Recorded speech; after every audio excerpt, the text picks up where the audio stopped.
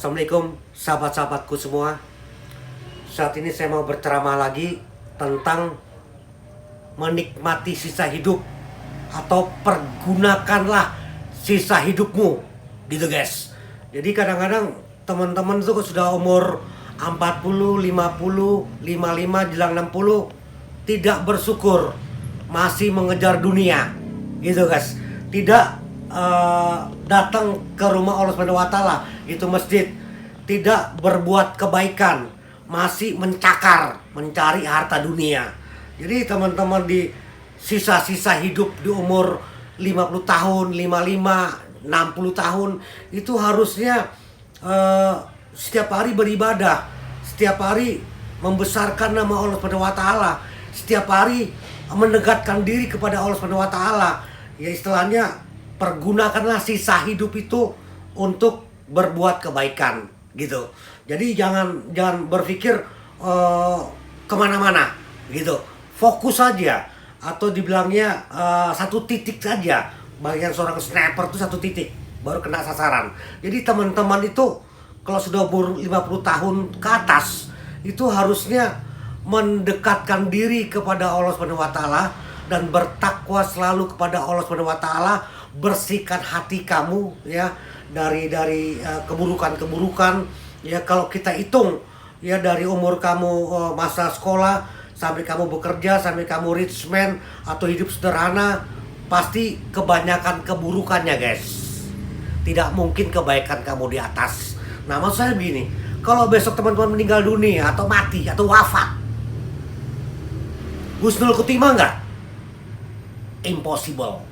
Tidak mungkin itu bahasa husnul khotimah terjadi, sehingga pakai bahasa semoga. Nah, itu nggak jelas. Jadi teman-teman supaya jelas itu bagaimana. Jadi sisa hidup di umur 50-60 tahun kayak Rasulullah ya. Itu umur 63 tahun ya, dipanggil sama Allah Subhanahu wa Ta'ala. Selesai tugasnya di dunia. Nah, teman-teman kalau sampai 63 tahun sudah alhamdulillah. Makanya di umur 50 tahun itu teman-teman harus membersihkan diri ya, mensucikan diri, berbuat kebaikan ya. Buang tuh sifat-sifat keburukan, dibuang semua ya kan. Kalau bagaikan besi itu udah bekarat ya, udah bekarat.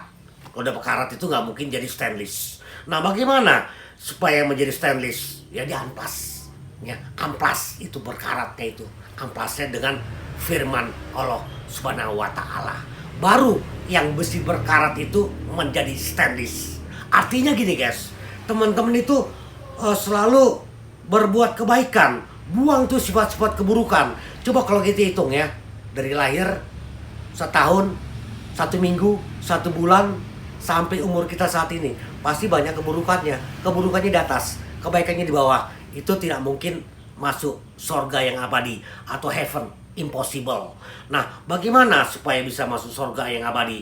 Itu semua kehendak Allah atau ridho Allah Subhanahu wa Ta'ala. Nah, bagaimana ridho itu bisa terdapat, bisa terjadi, bisa Allah memberikan ridho kepada kamu? Pergunakanlah sisa hidupmu di usia senja itu untuk berbuat kebaikan ke sesama umat manusia di dunia ini. Gitu guys, mengajak teman-teman kamu untuk bertobat. Kamu pun bertobat juga gitu guys. Jangan tobatnya musiman. Ini hari bicara tentang langit ketujuh, besok bicara tentang dunia. Ini hari bicara tentang langit ketujuh, besok menjelek-jelekkan teman. Amarahnya mesti ada, irinya mesti ada, dengkinya mesti ada. Gitu, di depan kamu baik, di belakang kamu tidak baik. Selalu menjelekkan orang lain. Itu kalau mati ya sia-sia belaka. Ya gitu guys. Nol besar. Tidak mendapatkan taman Firdaus kalau mati nanti, gitu guys. Jadi pergunakanlah sisa hidupmu itu untuk hal-hal yang positif. Kalau udah tua ya rajin baca Al-Quran lah di rumah, ya kan, zikirlah gitu. Saya kalau berdakwah begini guys, selalu saya mengajak teman-teman ya, saya sebagai penceramah nih, ayo teman-teman bertobat ya, jangan berbuat dosa ya, datang ke rumah Allah Subhanahu wa taala ya, buat kumpulan-kumpulan atau organisasi ya untuk zikir bareng atau membaca ayat suci bareng ya kepada teman-teman semua. Tapi bukan hanya ayat suci saya berikan ke dia, ke teman-teman. Makanan dunia pun saya berikan gitu. Nanti kalau teman-teman sudah kenyang, ya sudah kenyang dengan makanan dunia, ya kan, baru saya berceramah gitu guys. Sehingga teman-teman nyambung ceramah saya itu. Kalau saya ceramah teman-teman saya lapar semua atau umat saya lapar, hanya masuk sini, nggak masuk di kerongkongan, nggak masuk di hati, sehingga nol besar ceramah saya. Makanya kalau saya ceramah, umpamanya saya dibayar ya umpamanya, tapi saya nggak ada tarif ya, bebas aja, free ya kan. Saya dapat uang umpamanya dikasih rezeki ya kan, saya berbagi kepada yang saya ceramahkan ini ya, tujuannya mereka bisa fokus. Besok dia mikir, aduh besok gue makan apa ya Pak Ustadz, besok gue punya utang nih Pak Ustadz. Akhirnya ceramah saya masuk kuping kanan, keluar kuping kiri. Jadi seperti itu guys. Jadi kalau kita membantu sesama ya di usia senja kita ya 50 tahun ke atas ya, itu kita harus lihat teman juga. Kalau teman itu dalam keadaan susah, ya nomor satu kita kasih dulu makanan dunia, kebutuhan dia, baru kita ajak ya untuk bersolawat, berzikir, datang ke tempat-tempat yang Allah suka. Terus aku berceramah pun masuk di kuping mereka, masuk di otak, sampai di kerongkongan, sampai di hati. Karena dia bisa fokus, dia bisa satu titik gitu. Dia bisa mendengar ceramah saya, sehingga dia bisa menyebarkan lagi ke anak-anaknya atau ke teman-temannya gitu guys. Jadi kasihlah makanan dunia dan makan rohani, baru umat kita atau teman-teman kita masuk semua itu makanan firman Allah di dalam tubuhnya gitu guys. Saya ceramah, saya dapat duit, umat saya, teman-teman saya menderita ya, sama aja bohong gitu guys. Jadi kalau saya berceramah ini, saya selalu berbagi kepada teman-teman saya ya, karena saat ini zaman kesusahan ya, zaman kesusahan guys. Jadi teman-teman yang di usia senja itu bertobatlah mulai dari sekarang ya, datanglah ke rumah Allah Subhanahu wa taala, berbuatlah kebaikan gitu. Ingat mati guys gitu kan, nggak selama kamu panjang umur gitu guys. Umur itu Allah yang tahu, misteri ya, itu Allah yang mengetahui. Kalau besok teman-teman wafat, mati ya kan, waduh, menyesal nanti ya kan, menyesal. Kenapa?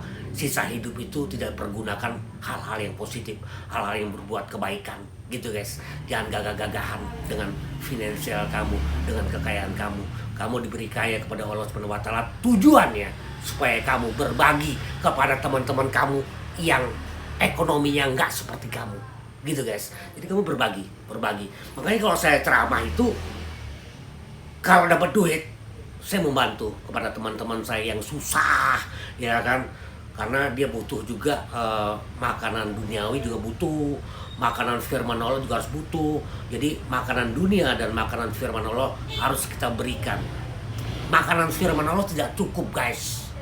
Perut lapar gue ceramah ngoceh langit ketujuh nggak nyambung. Mereka otaknya nggak kusuk gitu ya kan. Otaknya, aduh besok gue gimana ya, ini hari aja dia bersenang-senang ria ya. Setelah selesai ceramah dia pulang ke rumahnya, waduh, menangis guys gitu. Itu saya lihat kejadiannya seperti itu.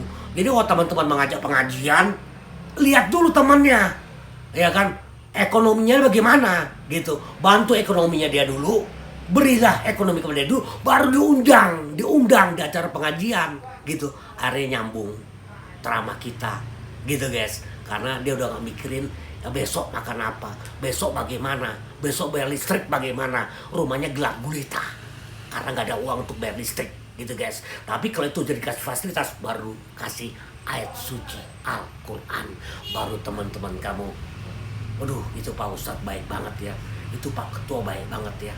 Dia bukan hanya ceramah ilmu langit saja, tapi ilmu dunia pun diberikan.